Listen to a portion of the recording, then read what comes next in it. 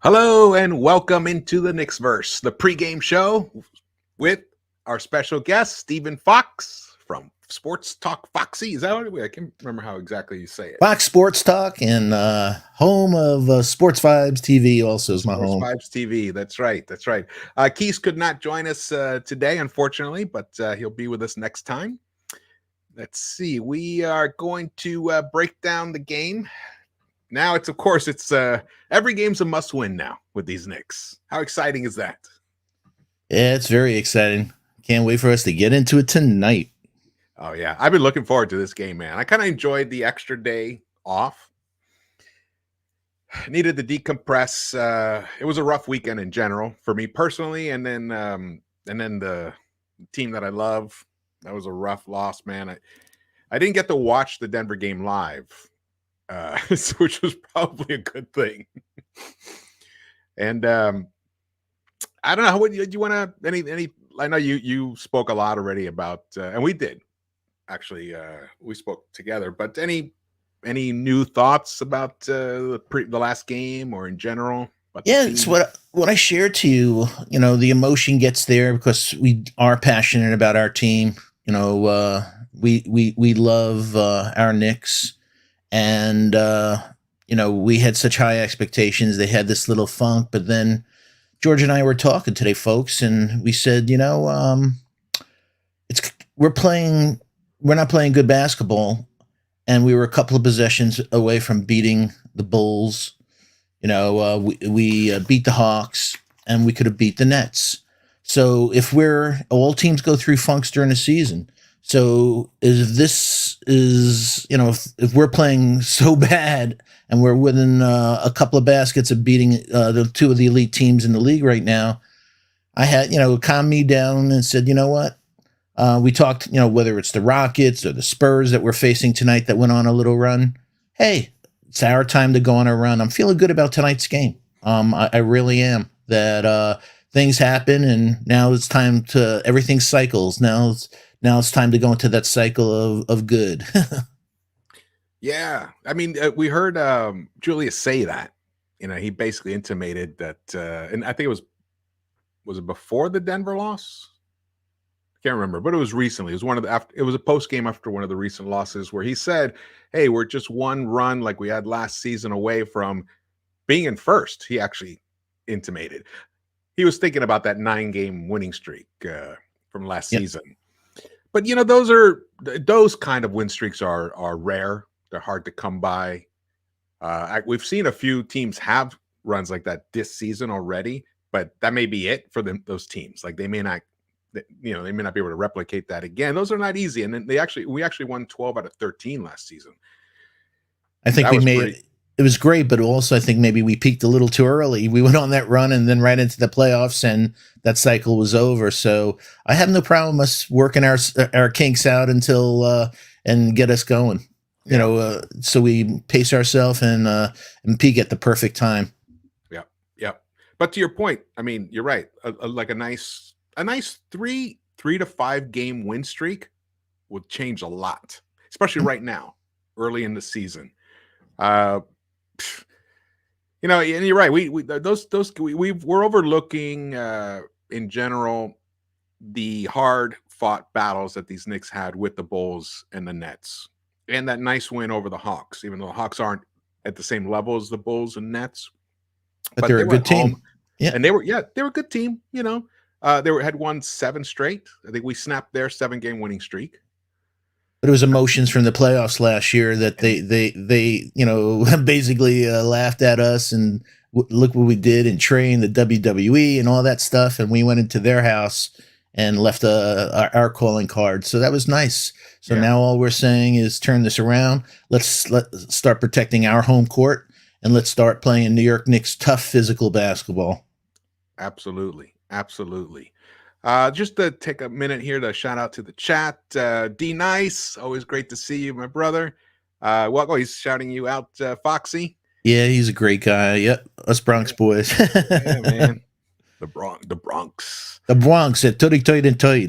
Yeah, So, my friend Danny Landis, hope all is well with you and your family, Danny. Longtime supporter and friend. Really appreciate it. Yes, welcome everybody. Tanks. I like these. I love these names. Yo, yo, Rafael yeah. Burgess. He's already asking the big questions. All right, we'll get to those. We'll get to those. Hi, Raphael. Hope all's well. Yeah, man. All right, and Connor Tulin, thanks so much for showing up, brother. The first question here from Digital Madrigal. I love these. Will Mitch be in the lineup tonight? Guess what? Even as of just about 5 minutes ago, Tom Thibodeau was still mulling it over. Now, he knows. The team knows. I think he's just not letting the media know, us know, and in turn the Spurs. So they must know. We've heard things about that Mitch was wearing the grays and Nerlens was wearing the blues in practice. So it could be that. But the only, to me, I mean, that swap out won't do much.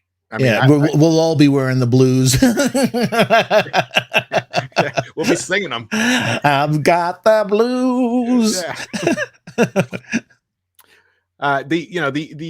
For me, the issues are not at the center position per se. Like we don't need someone to. I mean, we do, obviously. Mitch. We would love to have Mitch play the way he was pre-injury, and he had an interesting practice interview today. He was very honest. Spoke a lot of truth. He dropped 15 pounds, so that's good. He's acknowledging that maybe he put on too much weight, and he said he gets tired after 6 or 7 minutes. Yeah, and it looks it. The great thing about hearing him talk about that was that's what we were seeing. So okay, that is fixable. And I think we also anyone who's been following this team since the beginning of when Mitch came to this team, we got so used to him just being just electrifying. I mean, we think Obi is exciting and electrifying. Mitch, the way he would just sky and block and get out of the three, his bounce, his hops was just outstanding. Probably one of the best centers in terms of hops in the our NBA. mouths open, blocking threes in his rookie season. Like, did you just see that? Yeah, exactly. And he just hasn't been that guy. So we were just wondering, oh, maybe it's the injury. It's just limiting him. Now it's still possible it is the injury, and he may never get there. But I'm going to hold out hope that it really is conditioning. I mean, he was sidelined for 8 months, and with the type of foot injury he had, you really couldn't do much conditioning. That and also from being a devotee of mixed martial arts, that you see him going like this, and he hit the weight room, and besides, what happens is lactic acid. When you get heavily, you put on muscle like that, it really impacts you in the fourth quarter. So that's why we see him gas that, what he said, 7 or 8 minutes, but 6 or 7 minutes. 6 or 7 minutes, you're right. But it's a game of sprints. That but his recovery, because of that lactic acid and everything else, he just can't. He hits the wall by the fourth quarter, as we saw in a few games where it was like, man, whether it was DeRozan had a basket, like we could have really used a shot blocker in that situation. So like you said, all we're looking for at the 5 is consistency, that we can get somebody in there so everybody knows each other. One day it's him, when next day it's out, and we just need consistency, and I think everything will take us from there. Yeah. Please get healthy, please. Yeah, and that's just going to come, just day by day, unfortunately, for his type of conditioning. The thing is, though, starting Nerlens in place of him, the Nerlens that I have been seeing, I would rather start Mitch. Nerlens, all the complaints that I had in my recent couple of videos that I put out about Julius not getting back, being in the wrong position, helping out when he shouldn't help out, all of that, Nerlens was just as culpable. And he's the actual 5 position player. So he's, I don't want to use the word dogging it back. But you used a beautiful word with me for him, rusty. Rusty. But there were a couple times where there was a whole play was developing under the basket, and you're like, where's Nerlens? And then he comes into view, Like, where you been? Yeah, I saw him go in a circle a couple of times, whether it was a Jokic fake or everything. So I'm like saying he's a vet by now. He should. One thing is conditioning from being out a few games, but another thing is knowing where your position in the set is. So, Yeah, like you said, he looked really out of it. No, which surprised me. yeah, and then at least Mitch can catch a pass. Yeah. So right now, Nerlens is is below Mitch in terms of performance on the court right now. From what I've seen, he seems just as out of conditioning as Mitch is. He seems to be, nursing ailments. Maybe he's trying to play through a knee pain here and there. So he's just as compromised as Mitch. So we have two centers that don't provide any offense at all in general, except Mitch is a great lob threat and his finishing around the basket His is put elite. back from his elite offensive rebounding. Yeah. But other than that, I mean, we don't get, which is why I came out with this video this morning that I dropped about just, hey, let's just go for it. Let's just start Obi. Let's just start Obi. But I'm pretty sure that's fallen on deaf ears. And it won't happen. But I'll tell you, if we keep going this way, eventually, something will have to be done in that respect. So as far as so far right now, we have no determination as to whether Mitch will start tonight or Nerlens. He's keeping it close to the vest. For all we know, It could be Taj, a yeah, exactly. knuckleball. That's exactly what I was going to say. For all we know, it'll be Taj. So who knows? Who knows?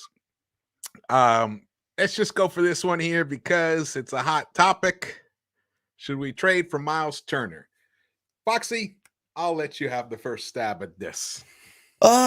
We touched on it a little earlier, my friend.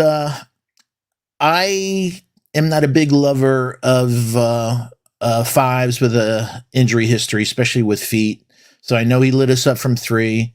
He's always been just an average rebounder for a guy his size. I know he has Sabonis there, so I'm sure it takes some of his stats away.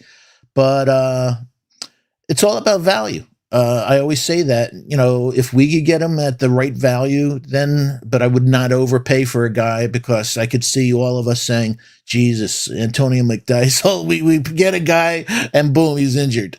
So, and he's, like I said, big guys and foot injuries is not a pretty thing in the past. So foot injuries and back injuries, as we saw with Michael Porter, you just want to stay away from that stuff. So that's my take. What do you think, my friend? I agree with you 100%. I have the same concerns, health concerns. I look back at his history.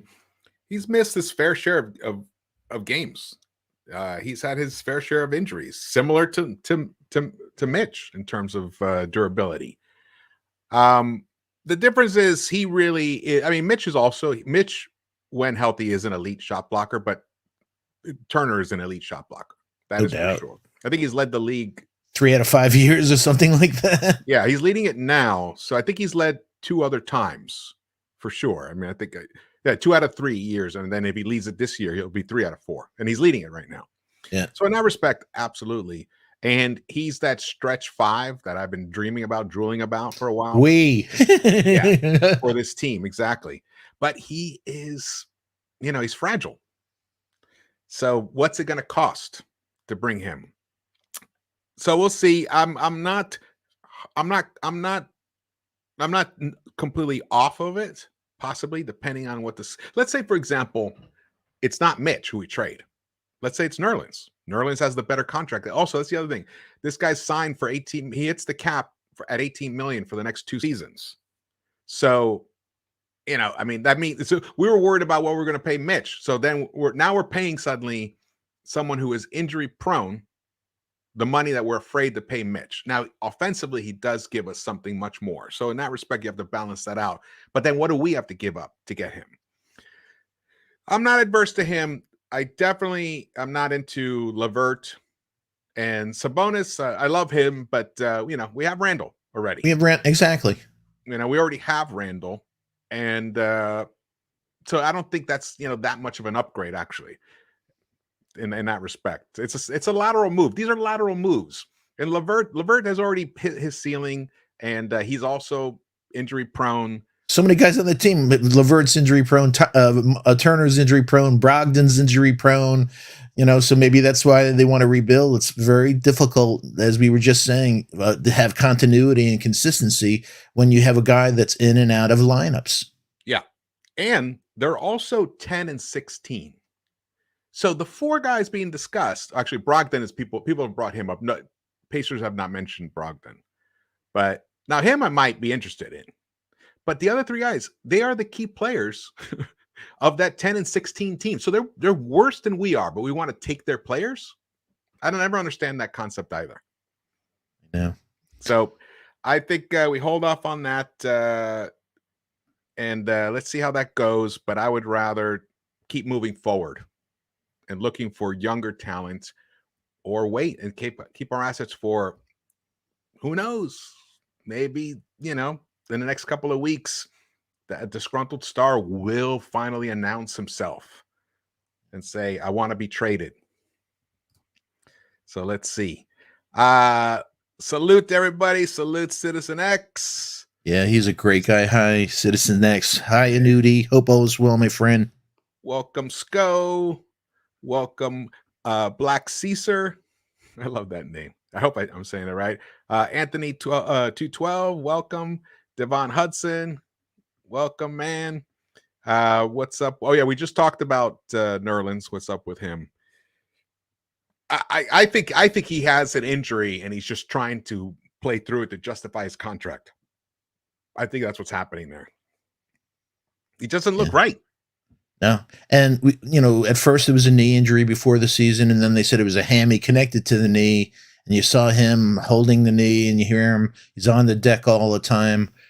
So it's very difficult for us as fans to think that he'll ever get healthy this season.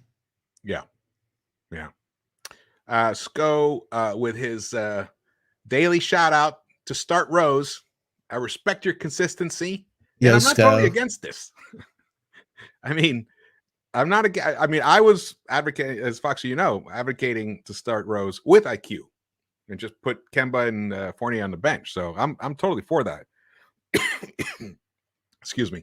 Trading for Miles Turner or anyone else won't affect much as long as the Knicks' best point guard, Rose, is coming off the bench down double digits. Yeah, that's we got that first unit has to get it together. Absolutely. I forgot to include it in my assets here, but I've tweeted this out today. Let's see if I can pull it up. It's going to come. But basically, the problem with this first unit, I mean, it was absolutely, Kemba and Fournier, their lack of production and defense were hurting the starting unit. But the real culprits have been Randall and RJ. Their 3-point shooting is just completely, unfortunately, it's regressed so much that it's crippling the team's, the way that the team is structured to play and to win. This team is structured to win with the 3-point shot being an instrumental weapon. And when your two main guys are shooting 9.2% worse than they were last season combined, and they're the ones who take the majority of the threes on this team. Yeah. And now we have Fournier. That's just how you just can't win that way. Both them a little over 5 attempts a game. Yeah. I mean, last season they combined for 40.7% of 3-pointers made. This season they're at 31.6%. That's a 9.1 drop right there. And in terms of the actual 3-pointers attempted, last year they attempted 32.2% of all the 3-pointers that the team attempted. This year that's down to 27.8%. And it's down because Julius has stopped shooting it on a regular basis. So when he stops shooting on a regular basis, it changes the way defenses play him.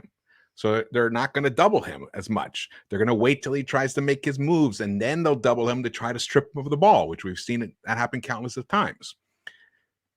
So the team is, right now, we have a flawed offensive structure because our two main guys are just not hitting their outside shots, their 3-point shots. And then there's the mid-range game. but that's a little bit less of a concern in terms of how the offense is structured to function. They them not hitting their mid-range shots also is crippling. But the 3-point shot is what's really been hurting us so far this season. Yeah. So hopefully they can start waking up. I have confidence that RJ will regain his touch. Will he be at 40.1% like he was last season? He could be. He could be. You know, it could be. Yeah, you remember how he started the season. So for him to end the season at the 40% plus from three meant he was shooting at the lights out. So yeah, the thing with RJ, I feel very comfortable that that'll come back. But what I'd like to in the interim, he's only getting to the line 3 times a game. You know, I love that 6'6" body of him. Use that bully ball, get it there. Worst case scenario, get to the line, you know, a few more times a game, RJ. And then, you know, everything falls in place. It's old school. If it's not falling, then drive to the hoop. Get your points other ways. And also, and I'd like to see him finish. Thank you. Say that one more time. And finish. Julius missed 4 bunnies. Yeah, he's had a shot blocked 26 times so far this season, and RJ's had a shot blocked 24 times this season.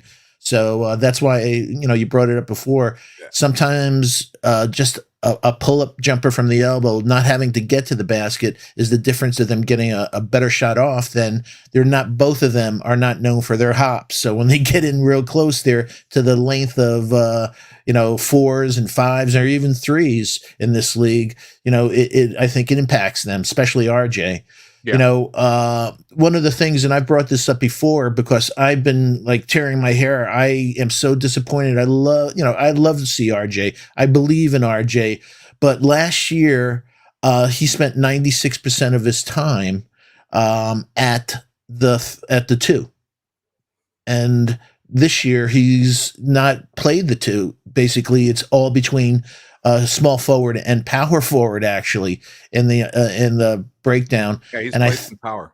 Yeah, so I think that percentage actually, you know, I'm and again, it's speculative because I'm just trying to understand how do you go through, as you did so beautifully, you know, in 13 games, which is about a month worth of games, that he's gone into this slump. And the only thing I'm trying to think about is maybe, and I've said this for a long time, I love him at the 2 because at 6'6" he could bully undersized shooting guards, but he can't do that at the 3. And besides the additional burden of him having the defensive assignment that Bullock had last year, between that and also going against the length, you know, because last year he had a shot blocked 86 times, and he's on a trajectory to have 90 plus this year. So that's why, you know, a mid-range like we saw with DeRozan is not too bad. Do that. And the same thing with a Randall we saw with an Aldridge. Nothing wrong with a pick and pop. Like Kawhi doesn't decide to go all the way to the hoop sometimes because he realizes, hey, you know what? Why get into traffic? Exactly. We've seen him. That's the key word. That's the key word, because a lot of us dribbling into double and triple teams and stuff. Keep that head up when you dribble, and you know, take the open shot. Don't go into a shot with everyone around you. Yeah, absolutely. Hey, look who just pulled in, one of the great people in history. Our brother Keese. How are you, Keese? Hope you're having a great day. We miss you. Senor Keese. Senior Keese. The Marquise of Knicksland. Yeah, I didn't think you were going to finish that up with Desaad. Right. RJ has to step up, expecting a big game from him. I am definitely expecting a big game at some point from him. Hopefully, I was expecting it against the Nuggets. It'd be nice if it was against the Spurs. The Spurs are, they have a lot of length, so that's going to disrupt RJ somewhat. So he's going to have to hit those 3-point shots for him to actually contribute tonight. Because the guy Johnson has got some great length. Keldon Murray, they all do. Murray has beautiful length for Derek a point White guard. Is a scrappy defender. Yeah. So we'll see. But I that's one thing about RJ is he has that alpha mentality, and I'm sure that even though Thibs did retract the statement yesterday, I'm sure it's burning his butthole that Thibs called him out. And whether true or not is actually doesn't even matter. The fact that it was said, and the other fact is that he is shooting terribly. The two go together. So basically he's saying, get your shot going, bro. Come on. It's time. Shadow or something else that starts with SH and ends with a T. For sure, man. Hey, sometimes, he's been around the league. Maybe he thinks that's how he's going to get, maybe he's tried other techniques to try to get RJ going. Maybe he needed to do a little of that. I'm not one for doing that publicly, personally. I thought maybe that, or get a vet in there to say, come on, kid, what's going on in your head? What's bothering you? But nothing I think ever comes good from a public call out like that. Yeah, and Thibs never does it. So I do think that it might have been somewhat accidental, but I don't know if anything's accidental with Tibbs. Well, I mean, that was a really bad loss. So I think he was emotional. I think he was really emotional, and he wanted to. I think that's what I'm saying is he said it. He knows he said it, but I think if he had like an extra half second, he might have phrased it differently. He might have actually caught himself and said, "Oh, I don't mean he hasn't been putting in the time this season. I mean, last season." He put in the time and he got his shot right, and now been sick, so it's been hard for him to put in the work to get his shot right again. He could have said it like that, but he didn't. So, but he tried to clean it up. But from a gun with a gun to the back of his head from Leon and stuff. True. But either way, it was said, and it's true to some extent. So let's see. Hopefully, I think part of it with Tibbs is emotion, that he's an old school guy. If there was somebody throwing something at him, he could always put up the X and O's of how do we attack this scheme or a trap or something. But he's like saying to himself, this energy thing is, especially at Madison Square Garden, is I don't know what the hell what's going on. I'm talking to them, so I can deal with basketball issues, but energy on a consistent basis, this is really stump. I think that may have gone to him. Like, what the hell do I have to do to get these guys playing with energy? I thought that was nothing I'd have to worry about this season. One thing is getting new guys meshing with each other, but energy, that was the last thing I think that he was thinking about, that he was going to have to deal with, especially after the team that we had last year, where we were tenacious with that defense. Yeah, absolutely. Katie Nofjabindin. Easy for you to say. KD, welcome, brother. I'm not sure how to pronounce that last name, but no for you, Dibin.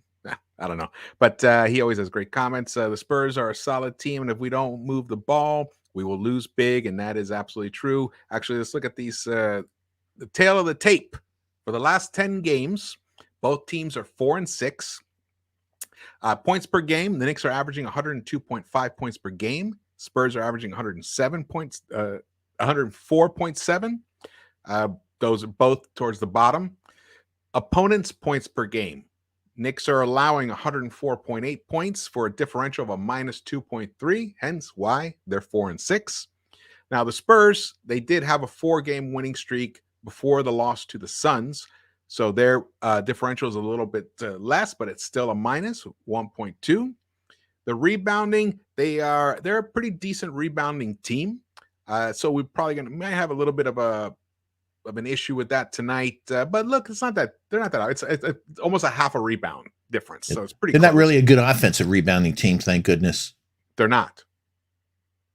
Yeah, that's what I thought. Yeah, you're right. They're not. They're not that good on offense. There aren't that many good offensive rebounding teams in general. There aren't that many. The ones that are, though, they crush it.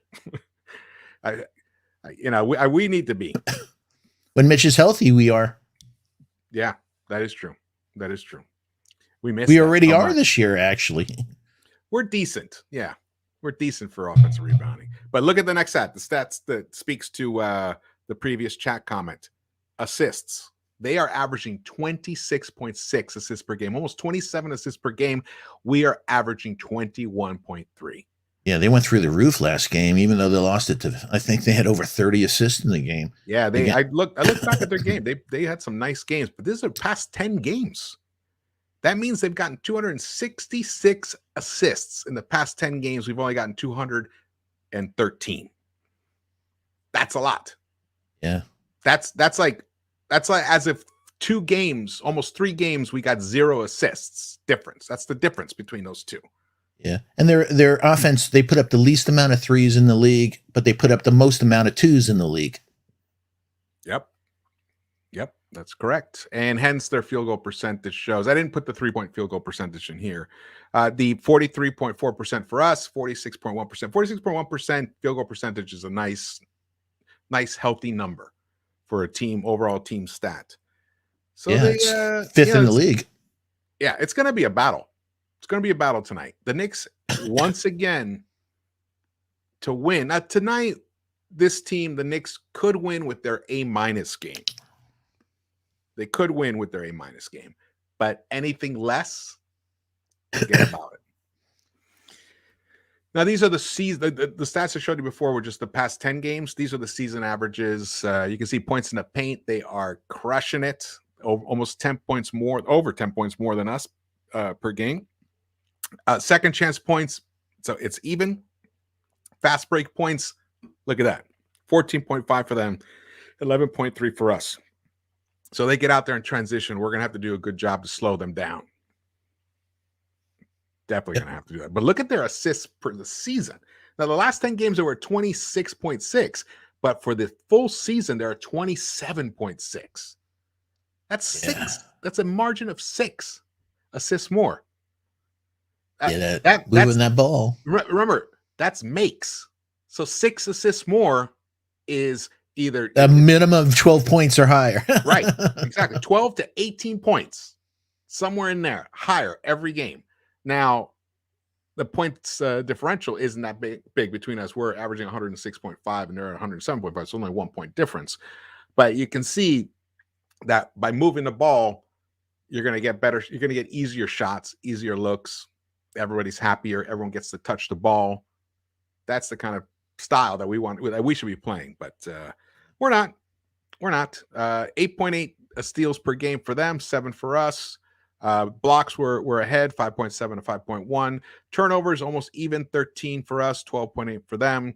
Field goal percentage for the season, they are ahead of us, 46.6. We're at 44.1%. Here's the season 3-point shooting. We're at 36.1%. They're at 34.6%, but we put up a lot more 3-point shots. So for us, that is an actual a weapon that we need to continue to utilize. And hopefully, I mean, Randall, just the way that Randall shot the 3-pointer last season, I just don't see why he can't get somewhere in between where he is. Actually, we talked about this. If Randall and RJ just were performing somewhere in between where they are right now and where they were last year, we probably would have an additional 3 wins. With you. That's a perfect estimate. Yep, I agree. So it doesn't mean they have to have career years. Like, no one has to have a career year on this roster for these Knicks to be like 14-9 right now. Just shoot league average for us. We'll be fine. Yeah, exactly. And also, one of the good things tonight is that they get to the line. They're last in the league getting to the line, and they're last in the league in foul percentage. The Spurs. Yeah, they're 69.8%. I was surprised when I saw that, because historically Spurs, they're always a pretty good free throw shooting team. Well, they lost DeMar, who's just one of the best free throw shooters. So here we are, the leaders for each squad. Murray, your favorite. Look at him. He's leading the team in all stats there. 19 points per game, 8.5 rebounds. Wow. And 8.5 assists. He's almost averaging a triple-double for the season. 6'4", like I said, the point guard of our dreams. Randall's 20.1 points, which has gone up. Remember, he was below the 20-point line, so it's finally risen, which is nice. 10 rebounds per game and 5.3 assists. That's actually also, I believe, has gone up a little bit as well. Randall, we got to say, even though even though I flamed them pretty good in the past recent videos and recaps that I've done. It was warranted, though. I thought, bravo, George, bravo. Thank you. Yeah, I mean, absolutely. Can't ignore the reality of, but he has actually played better when he is putting the effort in. It's just those bonehead plays and decisions that he makes that just cripple you. Like that one turnover that doesn't count as a turnover that I showed in the previous video, where he comes down, dribbles above the arc, waiting for the screener. He gets around the screener, then he tries to curl into the paint, can't quite make anything happen, and 8 seconds have gone by now. Exactly. And then he almost gets stripped. He loses control of the ball. Finally, he's able to save it, kicks it over to Nerlens, and then Nerlens doesn't have a shot, and then he gives it to Fournier, desperate, and Fournier has to heave it. He couldn't set himself up, and it doesn't count as a turnover, but it is in essence because it resulted in a terrible possession. And that happens, I would say, on average, at least 6-7 times a game. Yeah. And that's just bad offensive execution. There's no need for it. We have other ball handlers. A lot of people, they heard me last night with Keith that it's impossible for us to have somebody in a number one position that has that poor decision making like that when they converge on him, that he doesn't see it and kick it out and not put himself into that under the, in the last second he has to kick it out. Got to kick it out a second or two before that, Julius. Come on, man. Yeah. And then, but the thing is, it's in him, because like that one play, I can't remember which team it was against. It was recently. It was in the last. I think that Sims was the recipient of it. Beautiful play. Randall's going down to the middle. Doesn't see much opportunity. The no look pass to Sims for a dunk. Yes, the no look bounce pass. But he had also either RJ or somebody in the corner, and he looked over there to sell that, and he did the nice bounce pass. Beautiful play. I mean, that's a top level pass decision making. It's in him. He can do it. But when he has to dribble too much, he gets himself into major problems. I keep looking at the tweet alerts to see anything about the lineups. Nothing yet, guys. Nothing yet. Yeah, man. Wait, the game starts at 8:30. 8:30 tonight. Okay. For me, it's only going to be 5:30, which is really, really late for me out here in not so sunny California anymore. All right, let's see here. Look at this, man. We've lost. We're 1-4 in the last 5, and they're 4-1 in the last 5, and they beat some good teams. But Lillard didn't play in Portland for Portland, and Golden State. That's a wild result. Did you catch that game at all? Which game? The Spurs beat Golden State. No, I did not. No, I did not catch that. Yeah, that was just. Curry just had a horrific night. It's going to happen. Even the greatest shooter in the history of the game can have a horrific night. So, is that the game where he that they lost, but he put up a shot at the half court where the ball was stolen from on an inbound right before the half, and he got pissed, and he put up a shot from the half court, made it, and walked away. Only that Steph. Game? It might have been. Yes, only Steph can do that, man. Yeah. The guy is a magician. Yeah.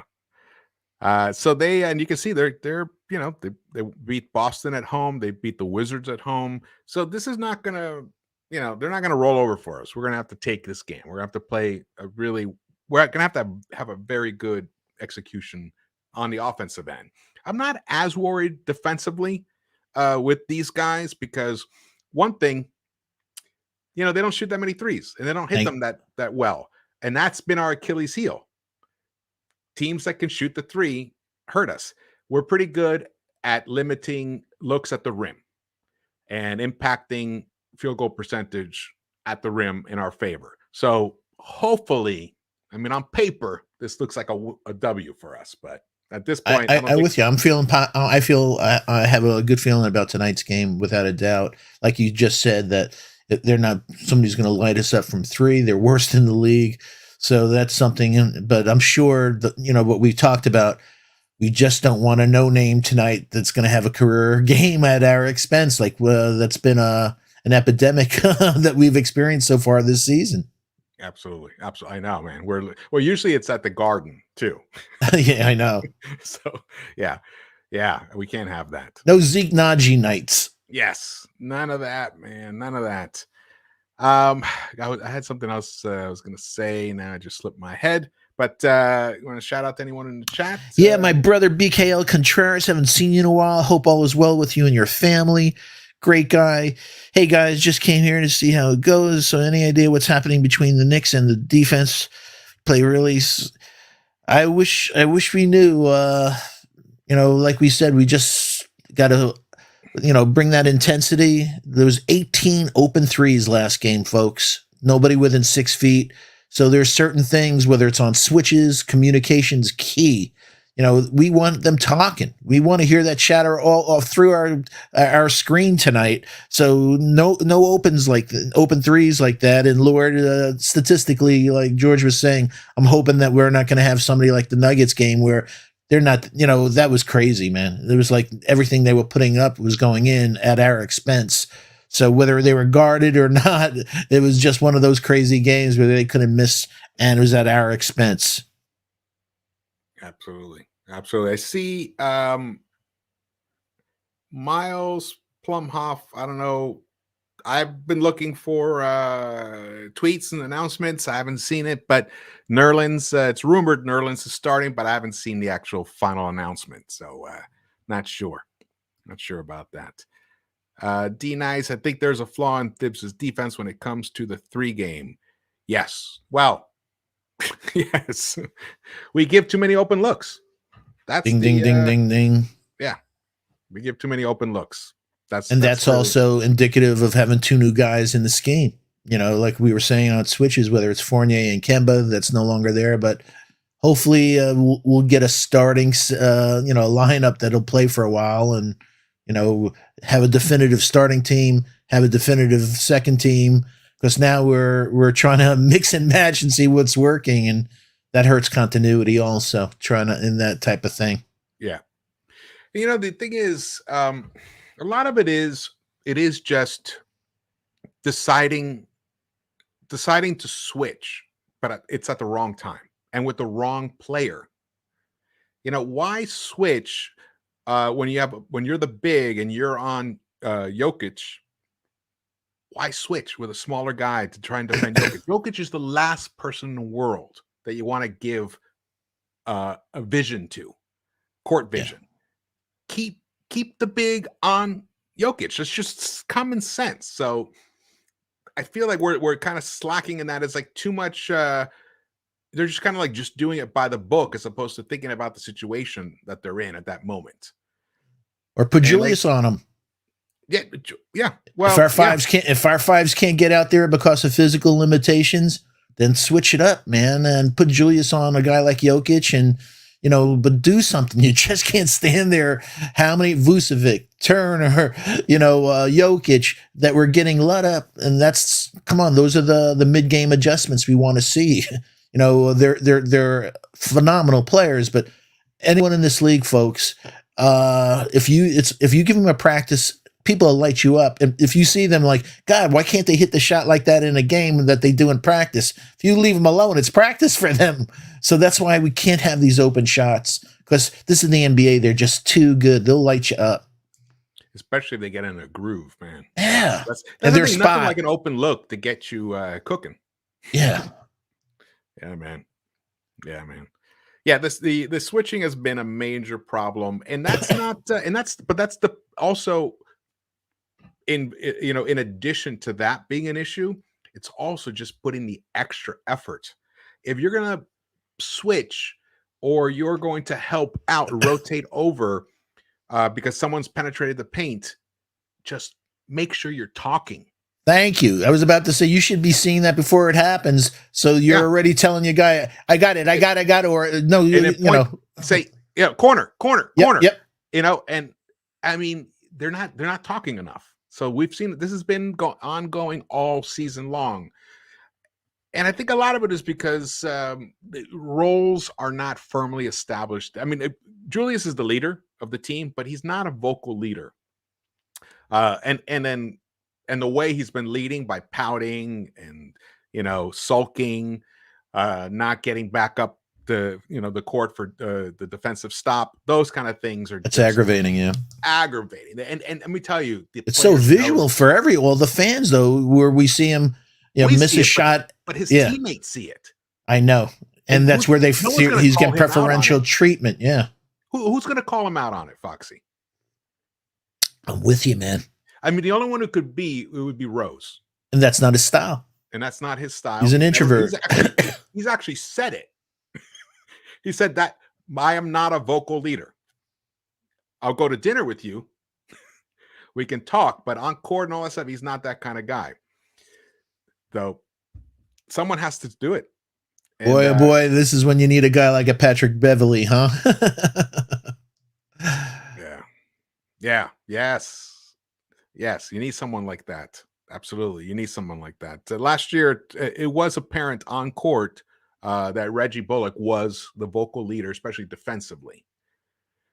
Exactly. That's what you just said. Sometimes people don't realize that he be pushing a guy. If you watch some of the film last year, he'd have his hand sometimes on the guy, so he's basically pushing him in the position that he should be going. So he's literally has his hand on his teammate, telling him, "You're going to go that way. I'm going this way." Mm-hmm. And the thing with Randall, sometimes I think he's thinking about his assignment. We don't have somebody thinking about everyone's assignment. So basically, putting everyone in their spot as a quarterback. You have a point guard on the one side that's you're putting everyone on the offensive set, but you need somebody on the defensive side that's your quarterback that's putting everybody in their spot. And like you said, it comes down to communication. The crazy thing, and I brought this up before, watch the old film of the Chicago teams with Tibbs. Noah is screaming the whole time on defensive assignments, man. The communication, and they had a great team. That's what we need to see. We need more huddles. We need them talking to each other, and if there's a thing, okay, but no finger pointing, no at the end of a first half getting heated words between blown defensive coverages. Just work on it and do it better next time. Hey, I do have a favor. Everyone in the chat, do me a favor at the moment. Just seeing we have 65 people in and 39 likes. So do me a favor, please smash that like, please smash that subscribe, please smash that all reminder bell so you don't miss out on any of the great content that my friend George puts out for Into the Knicks-Verse. While you're at it, if you don't mind, please do the same for Sports Vibe TV. For my brother Keith, hit that subscribe button. Please share the link for both channels on your favorite social media platforms. Absolutely. And Nerlens is starting at center tonight. How long is that going to last, though? Hey, at this point, I'm rooting for any decision that gets made. I'm rooting for it to work. Yeah. Do I think this is going to solve the Randall RJ 3-point shooting woes? No.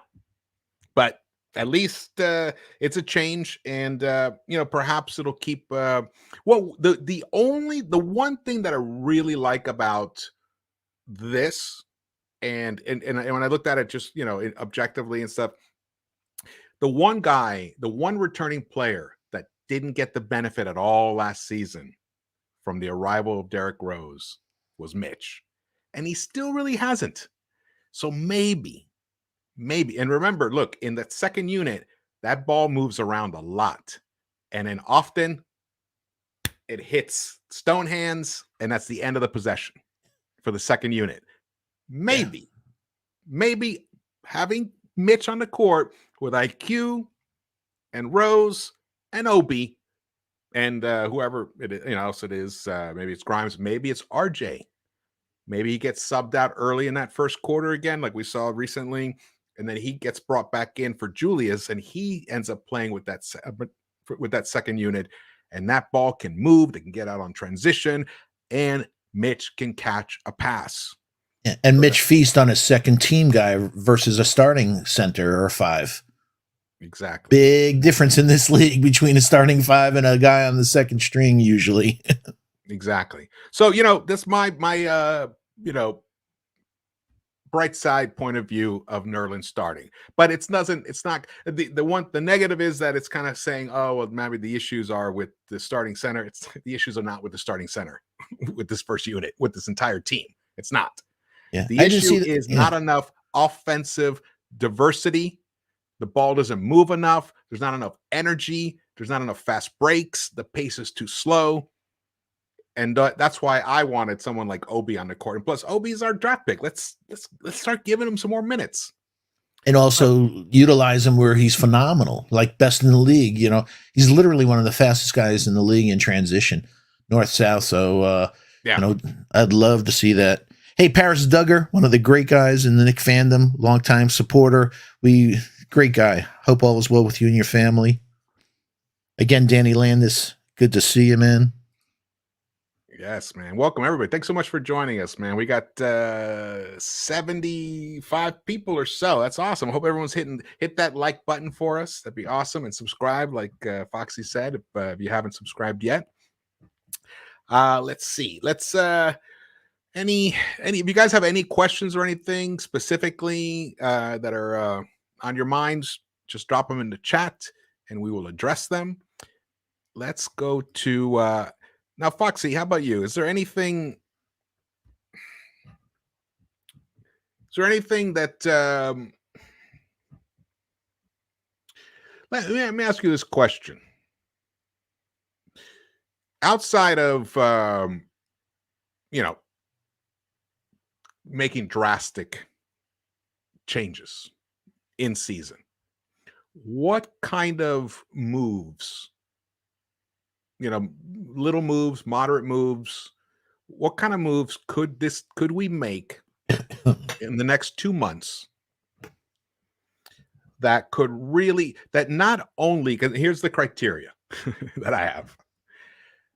It's a move that is for short term and long term at the same time.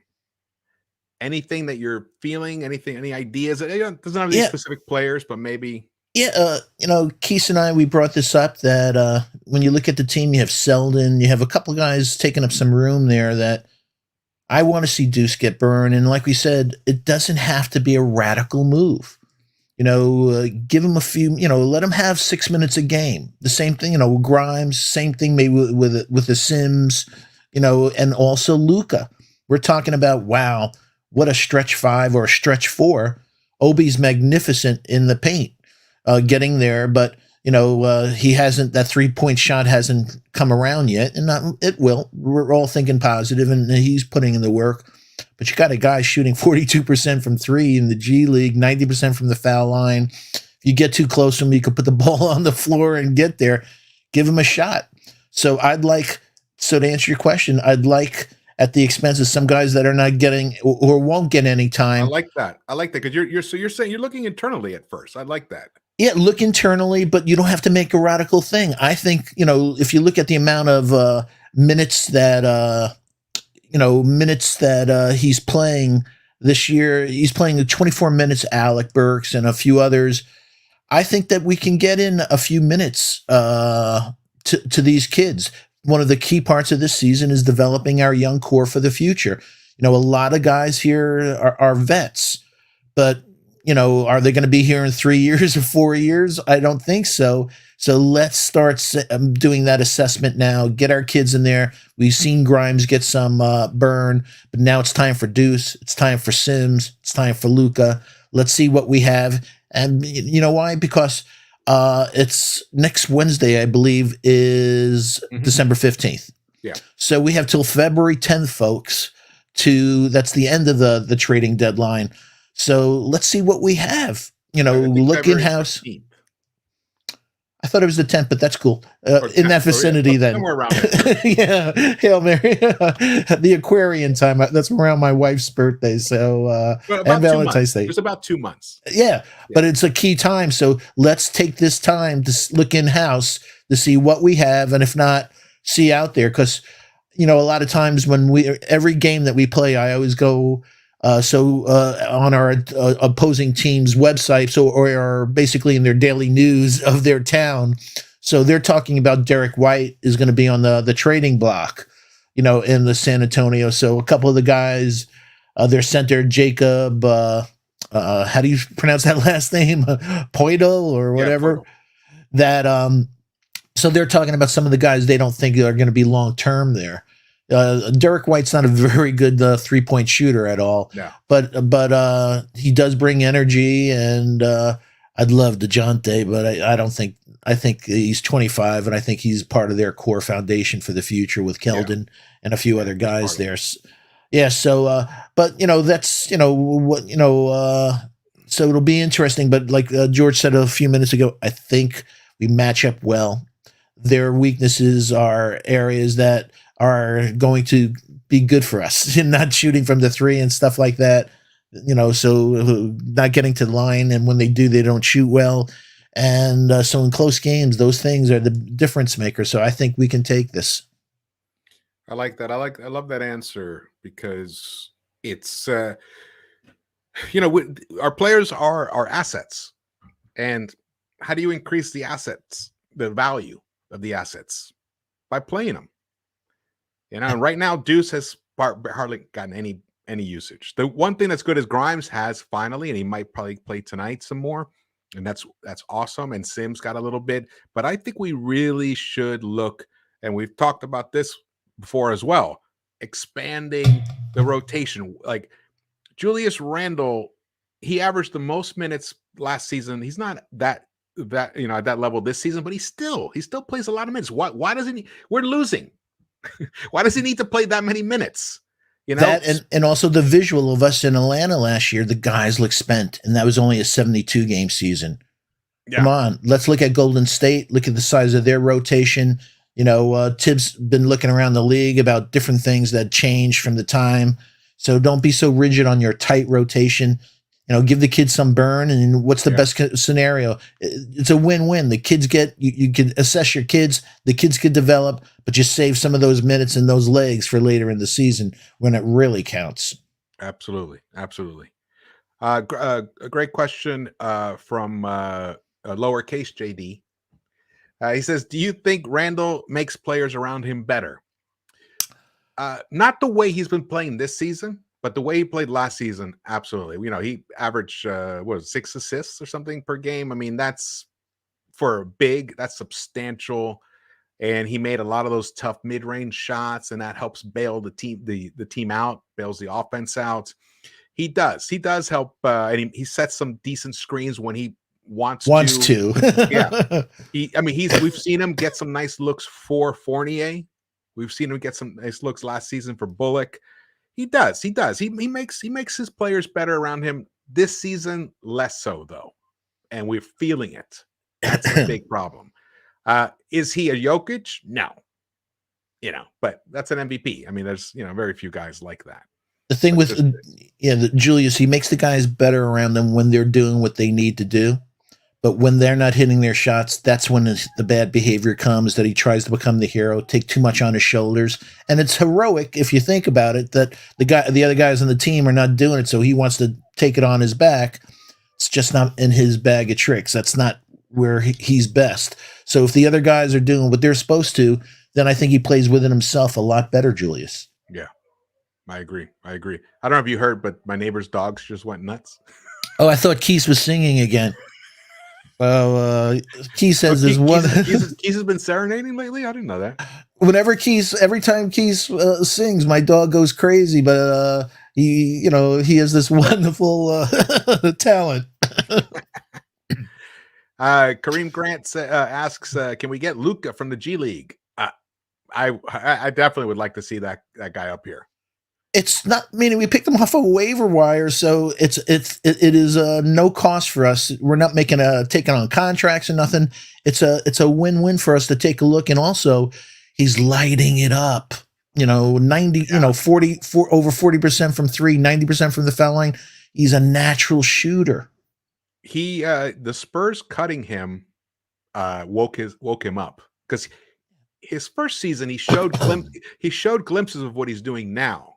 He showed that in his first year, but the second year, Yeah. no. So maybe he didn't, work hard enough. Pop isn't. He doesn't mess around and stuff. So when they were just like, you know what, you don't seem committed, so you're cut. And sometimes that's a wake up call that a player needs. And now he's putting in the effort to match his talent, and now we're seeing he's owning the G League. I think He's a wasn't he player of the week or something? Or He was. It was just announced. So yeah, he's from Croatia, and they're tough. They're tough people from Croatia. So like you said, I hope it's a wake up and call. they can But play, man. They're Croatians are great athletes, great soccer players, great basketball players. yeah, so as George said, if you look at some of the footage from the first season with the Spurs, he will dunk in your face, man. This kid, Mhm. he will put it on the ball on the deck, and dunk on you fast. So that's why I think he may have some defensive issues. But if you could stretch the floor for 5 minutes while you're giving our starters, give our team a change of pace as a stretch 4 or 5, while everybody's getting a breather, give us a different look, increase the spacing. Yeah, I can see a lot of value there. Yeah, me too. All right, we're about 14 minutes away from game start. It's Thank you guys for joining us. We have about 75 in the chat. That's fantastic. Thank you guys for joining us. Wonderful. Robert De Niro, thank you for coming. Devon Hudson, Rafael Burgess again, Easy 45, brother BKL Contreras. Haven't seen you in a while, but thank you so much for joining us, Brother brother. BKL Contreras, I love him. Yep. Same And thing, Knicks Boost, 100 a game. My Boost guy, Mobile. Boost Welcome, Mobile, one of the brother. great mods in history. Yeah, thank you, man. Oh yeah, I gotta turn Derek into a mod. You Anyone who got wants you got to give be a the mod man or his whatever, just wrench. let me know. I don't have any mods yet, but we're gonna need some. I just, I was never sure I was gonna do live shows continually, but You got the bug. I like the pregame. I like doing the pregames. It's great energy. Because the sting of whatever loss or the high of the win is gone. We're a little more objective. We get to review. Have a little more of a like the Monday morning quarterback, but in the positive sense. And there's news that's usually breaks out afterwards to comment on and everything. It's a nice way to kind of like set the table for the game that's coming. And I'm enjoying that. We're getting great responses in the chat, man. Everyone's like, the questions are awesome. I really love it. I want to keep this thing going, guys. It'd be fantastic if we can keep doing it. Just, hit the chat, hit the thumbs up, and, share the link and stuff whenever you can. That would be really much appreciated. And we're doing this alternating between Knicks-Verse and Sports Vibes TV. Either we're alternating, but it's not going to be exactly. So we're going to do it. We're going to try to do it that way. Shout out to my friend Julian Tran, and also Danny Landis says, "Do you think we'll make any major trades?" That's a great question, Danny. I don't know. I still don't have a feel for this front office after this amount of time. But I will say this: I hope we don't. I'm not into spending, breaking the bank and using up our assets for somebody who's over 30-something years old. That's at the end of their meaning they're coming out of their prime. They're still in their prime, but in a year or two they won't be. That has a giant contract. So I don't want Dame. I'd like us to stay young. I'd like us to maybe go for somebody that's maybe 2 years away from stardom rather than somebody that's 2 years away from not being a star any longer. I'm mostly with you on it. Dame's become, unfortunately, he's evolved into being, it's a difficult situation because he wants that contract extension. Yep. Before that, I definitely think Dame on this team would be tremendous. I mean, would we win the championship? But it wouldn't be this team because we'd have to give up half of it to get him. There you go. Exactly. And another big reason because of that is because we're still back to the asset value development. Our players are our chips. They're our poker chips. So, when you draft a guy and he's a rookie, it's a $10 poker chip. But you play them and they start showing something, they become a $50 poker chip and a $100 poker chip. Right now, the value of IQ and Obi is 10 times what it was last season. Even like a midpoint last season. Well said. So that means we have to give up less. But time has evolved. You know, the Earth has gone around the sun a few more times, and now the Dame situation is not looking so great for us. But you never know. You know, I'm not going to say no to an elite player if the deal is right. But I'm And with the you. I don't value want to is be right. crippled. I don't want to be. You know, 31 is kind of like the top end of the Yeah. age to bring a guy here. It depends. But let's say, for example, just to have fun here, SGA. Shay, did you see the game he had last night? No. He brought now the Thunder, of course, they're not a good team, but he came back last night, and it was against Detroit. Though it was the battle of the bads. Battle of the number 1 pick of next year. Yeah, but they were down. They were down by more than 15. They've won 4 games, being down by more than 15. They've come back to win, and that's their 4 games that they've won. I think they've only won 4 games or something like that. But he's a special player. You know, we could have had him instead of Knox. Now he's a tall point guard, you know, decent defense, but man, is he electric, and he can shoot from anywhere, and he can get to the hoop. He has a mid-range game. He's a Phenomenal 3-level scorer, size. great size.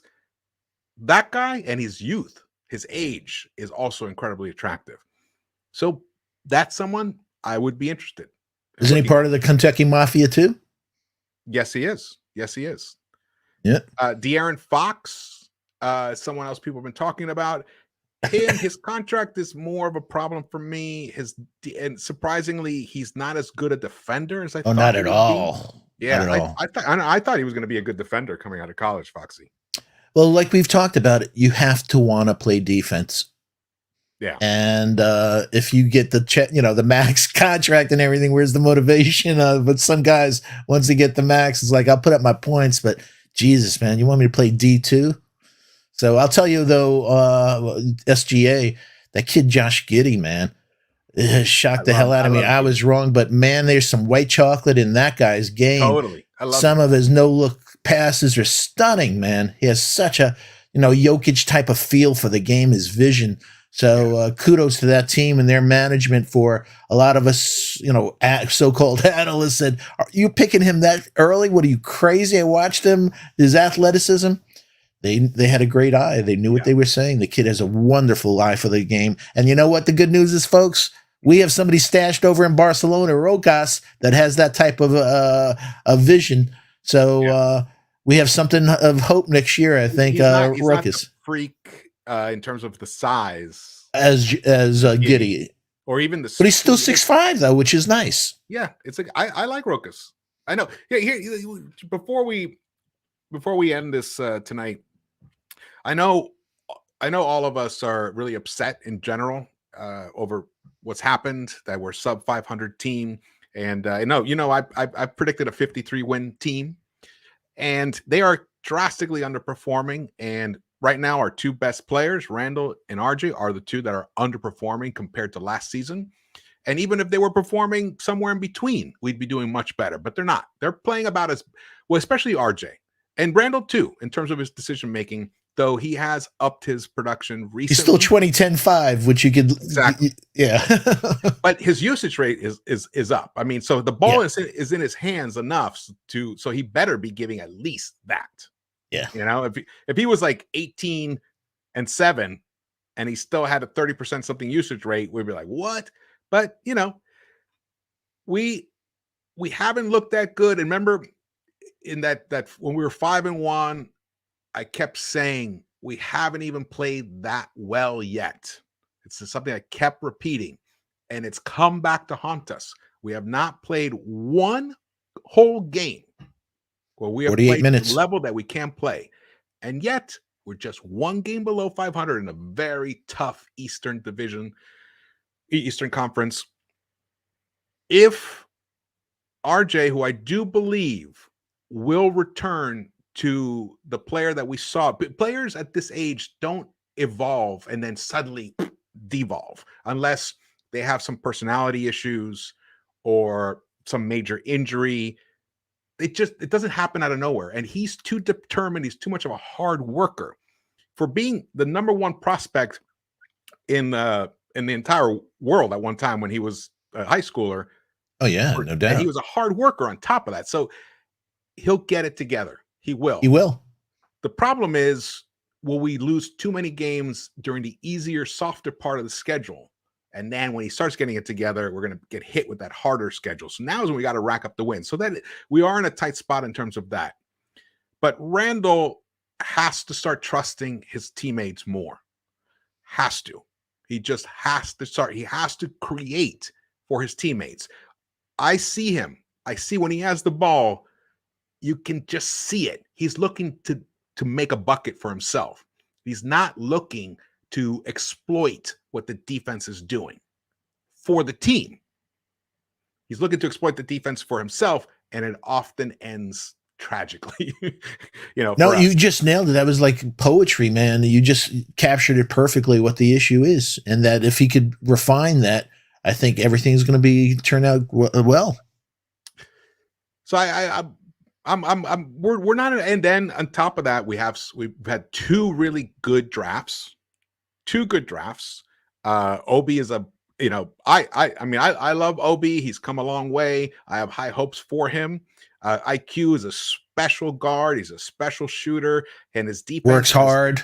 He works hard. His defense student of the game, and these are all good character guys too. Grimes feels like the same. Deuce also feels like the same. And then we have guys like Rokas and Luka, who's killing it in the G League. And then we have Sims, whose athleticism is just beyond. But we don't know if he's happy or sad. You never know. He's emotionless. Yeah. It's like, yo, man, I got to get some of that shit he's smoking. True. Yeah, but it's not happy weed, that's for sure. Yeah. Either that is like, man, this is like mushrooms. Yeah, don't worry. No, he's like a little too much indica. Yeah, exactly. A little more sativa over here. And I think, expectations were high because of last season, the way they ended. That run that they made was tremendous. This team is definitely, it's definitely dropped some games that it should not have dropped. That Magic loss. Two Magic losses, but that At first home. one was really crippling. Yeah. And that second one, of course, hurts. It's just as bad. It counts just as much. Not being able to hold on to leads when we have them, giving up, getting into big holes unnecessarily, and then battling back and, making tremendous valiant runs, but then running out of gas. I believe the only time that we've really come back and won was that Bucks game, right? Mm-hmm. We were down more than 20, came back and actually won it, right? Or maybe there might have been one other game, and which was shocking because they only shot, we beat them, and they, we shot, I think, 25% from three. So it was crazy that we could beat them shooting so poorly from three, but it was good. Hey, we're at 8:28. Yeah. So all right, we're gonna sign off. Thank you guys for watching. Once again, stay tuned. I'll be doing a post game, and I'll do a recorded post game. Not going to go live, and I'll drop it. It'll be late for you guys, but if you're up, if it's a good win, we'll be hyped. They're fun to watch, especially right before you go to sleep, and it's there for you guys when you wake up in the morning. And Foxy, thank you so much for joining me, man. It's an honor. Go Knicks, go! Go Knicks, go! Let's get this W. Let's get back to 500 and start this road trip on a high note. Now you're talking. Now you're talking. There we go. All right. Well, thank you guys so much for watching this, and I will see you around the Knicks-Verse.